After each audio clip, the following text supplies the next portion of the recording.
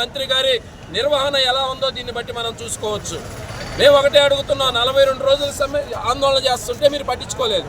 ఈరోజు మంత్రి క్యాంపు కార్యాలయానికి వెళ్ళి మేము అర్జీ ఇస్తామయ్యా, మంత్రి గారి గుమస్తా ఉన్నా సరే మేము అర్జీ ఇస్తామని అంటే పెద్ద ఎత్తున పోలీసులు పెట్టారు, పెద్ద ఎత్తున పోలీసులు మోహరించారు. అంటే మేము మీ కార్యాలయానికి మేమందరం వస్తామన్నా కానీ మీరు కనీసం పట్టించుకోరా. ఇది సరైనటువంటి పద్ధతి కాదు. విధులు బహిష్కరించున్నారు.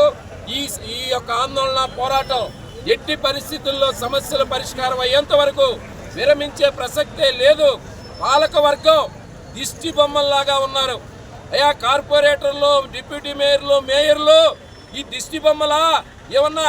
అసలు ఈ కార్పొరేషన్లో ఉన్నటువంటి ఉద్యోగులు, కార్మికుల సమస్యలే పట్టించుకొని వీళ్ళు కుర్చీలాట చుట్టూ ప్యాకేజీల కోసం టూర్లలో, జల్సాల్లో ఊగిసలాడుతూ ఉన్నారా?